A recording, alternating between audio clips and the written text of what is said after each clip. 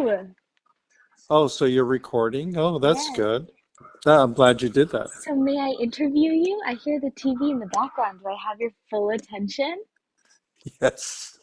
Yes, you will have my full attention. Okay, okay.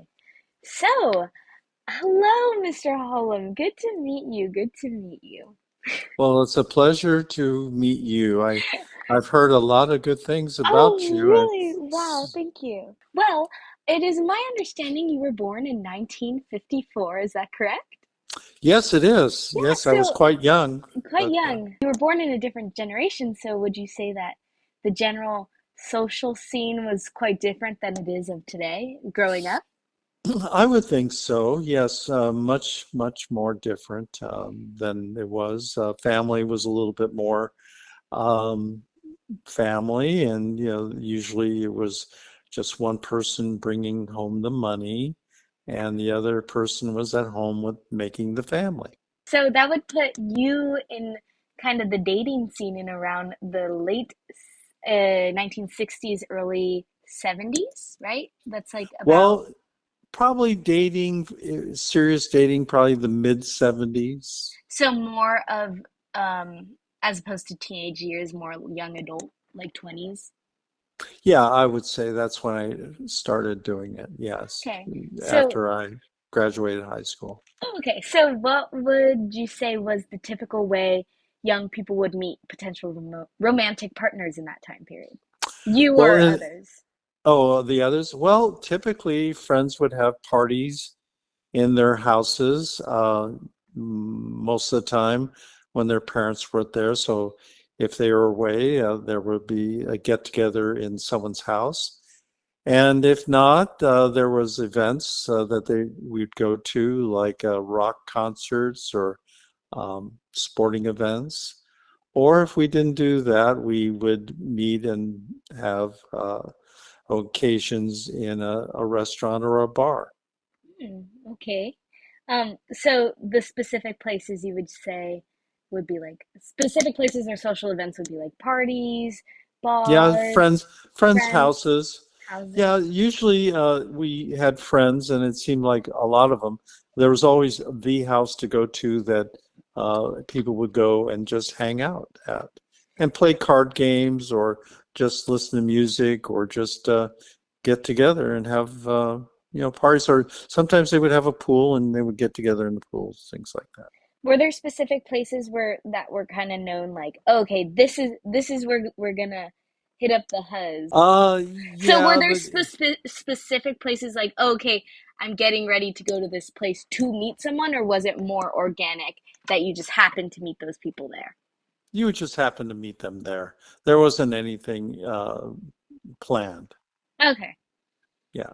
There were friends of mine who had relationships and they had steady girlfriends and things like that, but I didn't have a steady girlfriend for a long time.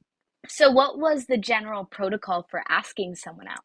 Like, was it usually the guy who asked the woman, and then like, was it a big deal to be official, or was it more of a casual kind of thing? It was more casual, but usually the male would ask the female. Very rarely did I get asked by other females, but they were, just accustomed to having people just meeting in groups, and then from the group, if you had a good vibe, then you would just meet individually. If from a guy's point of view, you just see how the conversation was going, and if you talk to enough girls enough times, you kind of understood some of the signals that they were throwing out. Like laughing at bad jokes, kind of thing, like you do, Oh, and just generally feel, taking some interest in what you're saying and doing, and then you just toward the end of the evening, you just want to maybe if you want to see them again, you ask them if they'd like to see each other again, or if you picked them up in your car, you dropped them off at their house, and just um, that was pretty much how it worked. In those gotcha. days, from a guy's point of view, really going out to dinner was an investment. Like you expected a little bit more out of a dinner, so than just because we just didn't have the kind of money to do that on a regular basis. So it was cheaper to do dates at a party or at a bar. Just you would get there, it'd be safe environment. If it didn't work out, you walk away or she walks away. There was no pressure. If you're talking about me, there was no pressure on me having a boyfriend or girlfriend because I didn't have anything to have a steady relationship per se. All I had was a car, which seems to be something that girls wanted as a prerequisite. They want to have somebody that gives them freedom. So a car was one of those obvious things. Went over this a little bit, but can you describe what a typical date looked like and what the couple would usually do? Okay, well, usually it's still from the 70s. The guy would pick up the girl at the house and wherever she lived, and then you would before that, you would talk to her on the phone and you would say, would you like to go out? And here's what my plan is. And we go have dinner and just go see a movie. And mostly that's how it usually was. You just pick up a dinner and a movie. And then afterwards, if the movie got out late, then you kind of drop them off home and you see how it went.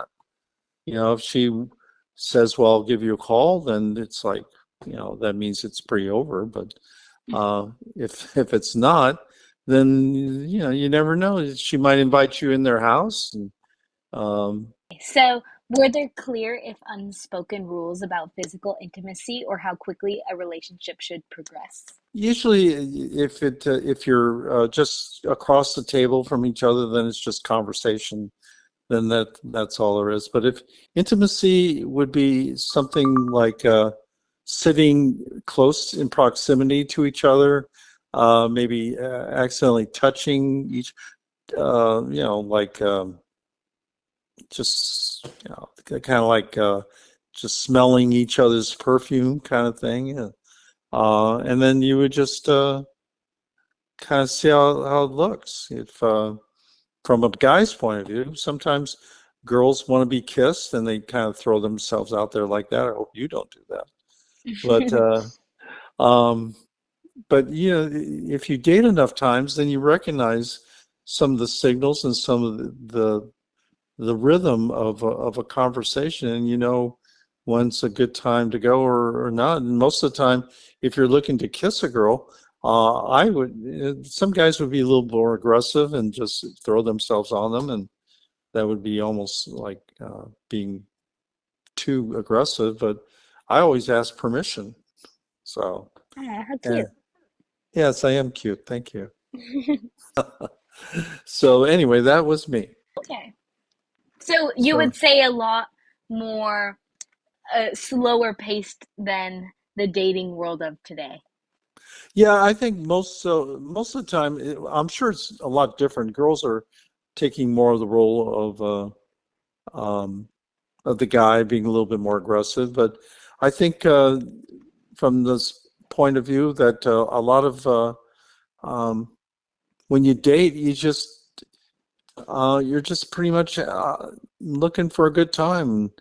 Um, and if you date enough times, you realize that there are some girls who are just, they want to be pampered and they want to have um, things bought for them. They expect that.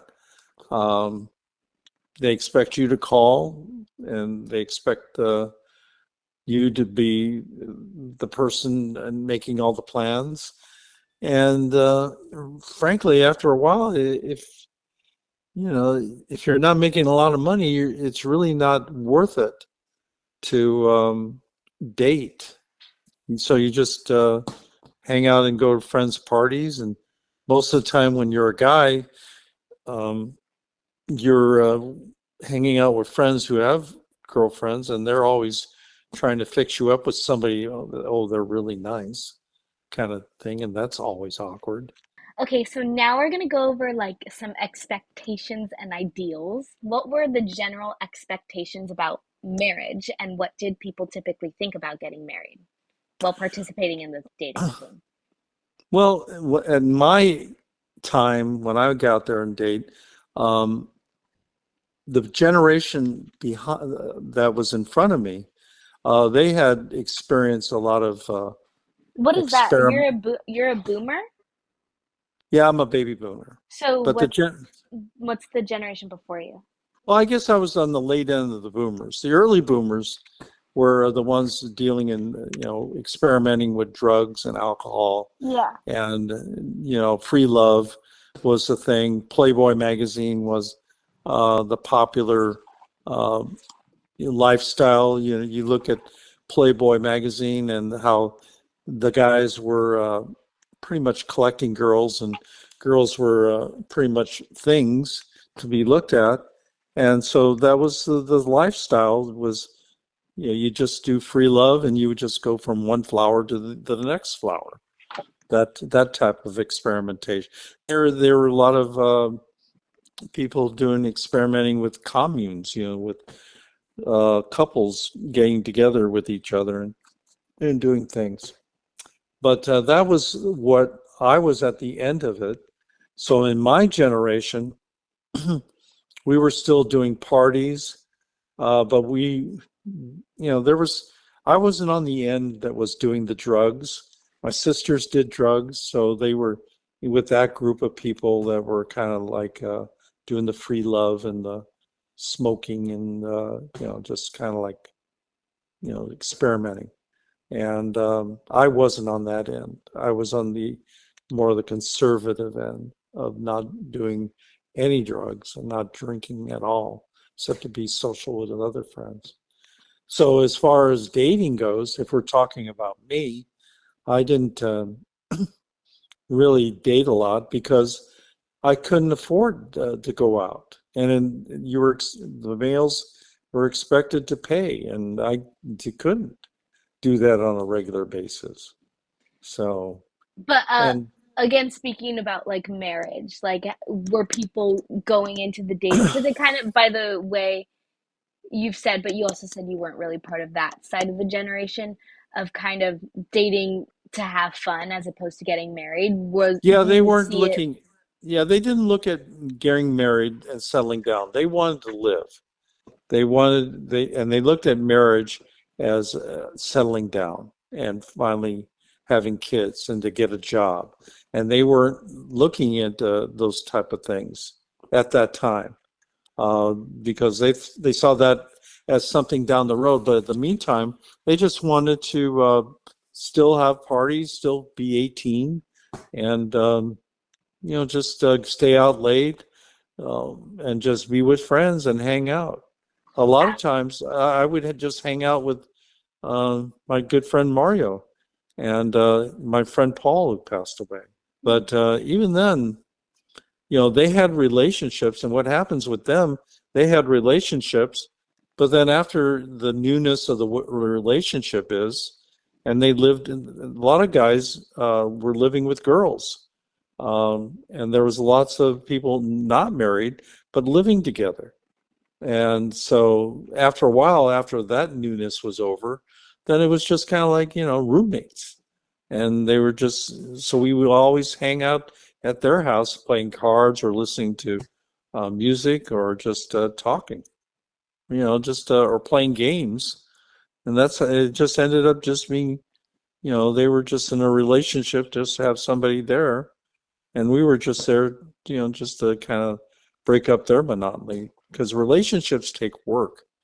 And they thought having a relationship would be good, but then, after you had your whatever, then you have to talk to the other person and actually have conversations and have some meaningful, building dialogue because it's once you get past that part, then it becomes a relationship. And so they were kind of in that, and when we came over, we were just happy just to Happy to hang be out. there. At what Yeah. point did people start thinking about getting married? At what age? In my generation, they didn't really think about marriage till they got into their early 30s Okay. and late. But girls there was a little bit more concern from their point of view, because they're hearing it from their parents that they should start having kids before they turn 30. That way, when they turn they if they start having kids at 30, then at least when they start growing up, they're in their 40s, and by their 40s, kids are in high school or and their life should be settled. But guys usually typically are not thinking like that. They're always feeling like they don't want to be tied down. So they feel like there's more that they can do. And so typically guys don't settle down till like their early 30s too. But girls like to be married by the late 30s, by the late 20s at least. It's changed because they wanted to be married, but in the environment that they see their parents struggling now in this environment, they realize that they got to have two incomes. And sometimes the guys that are around, there's just not enough good guys like me around. Well, Yeah. speaking of good guys like you around, what Yeah. qualities were people supposed to be, quote unquote, supposed to be looking for in a partner? Like, was it more about like their personal compatibility with the person, or finding a good provider and homemaker, or just kind of like who looks good? Well, like the old joke, And though you have all three of those qualities, I will well, say. yes, I do, as a matter of fact. But the old joke is once you get past the experiments part of it, and I'll just talk in generalities, then you have to have conversation, and you just have to have somebody that you can trust with your innermost darkest secrets, and you feel okay about that because the other person is also sharing their deepest, darkest secrets.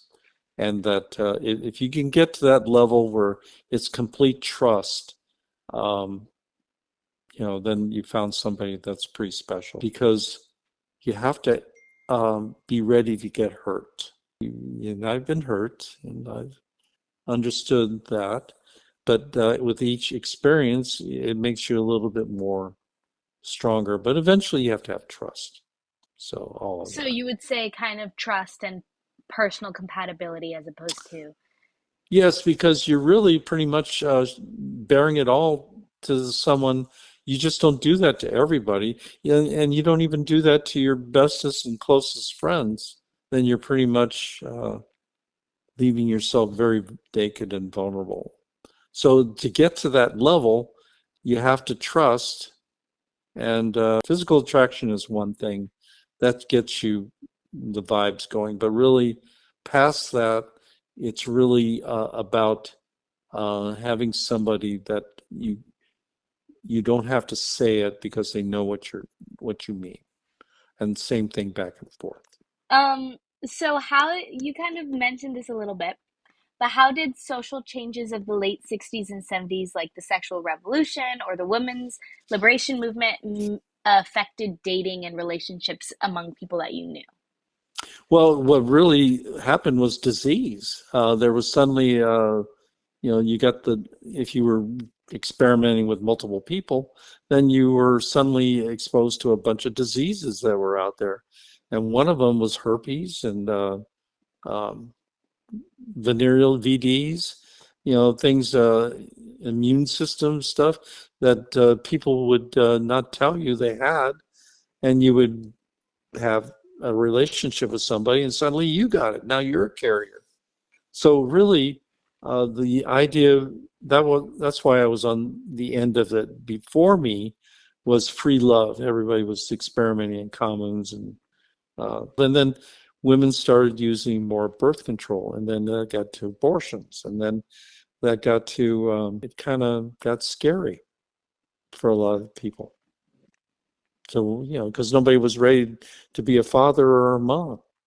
Mm. Suddenly, there they were, and now this responsibility's on them. Suddenly, all their freedom goes away. Okay. Okay. Okay, last part. Almost done. Hitting the home Oh, run. yay. So this is a little bit about your personal experience. Could you Oh, tell me a story of how you met your partner or a significant partner from that time period, whichever you would like to share? Um, yeah. Was it a typical story or was your experience a little different from, say, your friends? No, I would say that we met when it was time for me to get married, and I had a job and future, and had a house, and my future spouse also helped me with my future, and we hit it off. She was caring. She had everything that I wanted in a lady, a family, smart, educated, same levels.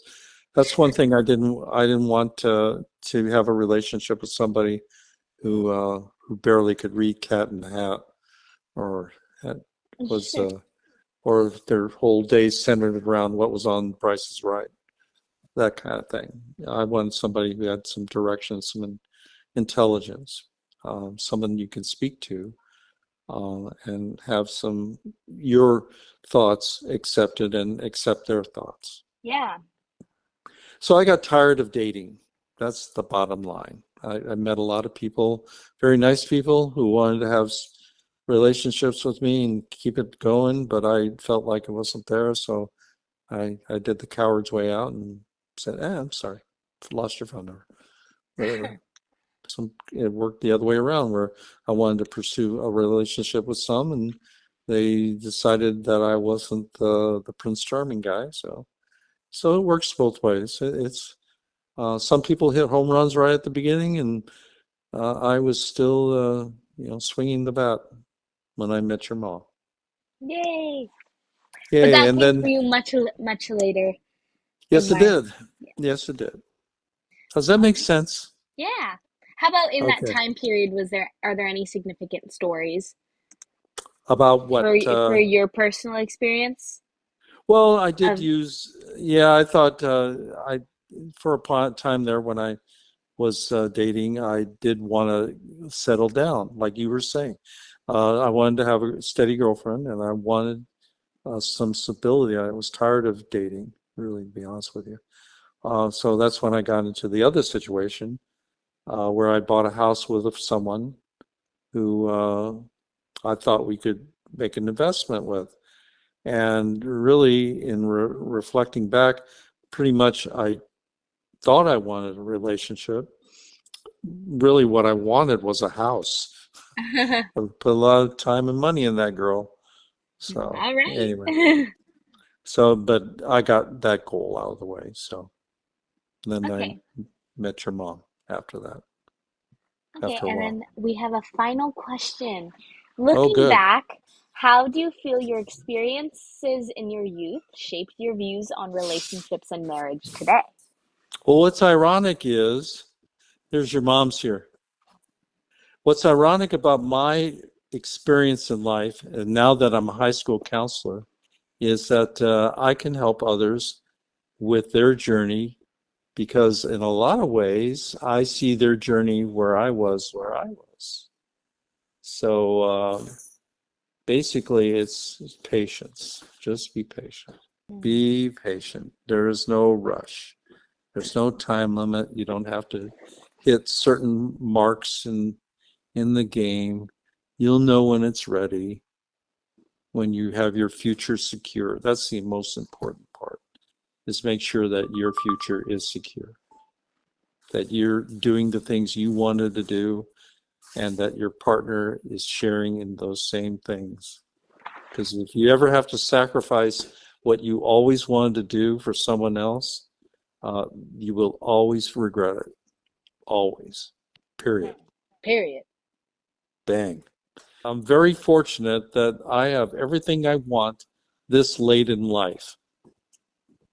Yay! But not everything yet, because I still have one person who's still in the microwave. Oh, is that me? Yes. Waiting to see how she turns out.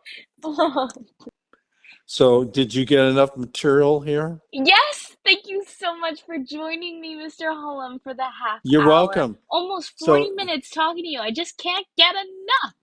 oh, IMG. So, your paper based on this interview is going to be stellar. Oh, it's going to be so good. And you know why it's going to be so good? You're the stellar guy. You're the star. I Now am. That is true. yes, Anyway, okay. Well, all I'm right, gonna end good. the recording. Yes, Goodbye, good. recording. Have a Goodbye. wonderful evening. Oh, Oh, how oh, so 20th century. sweet.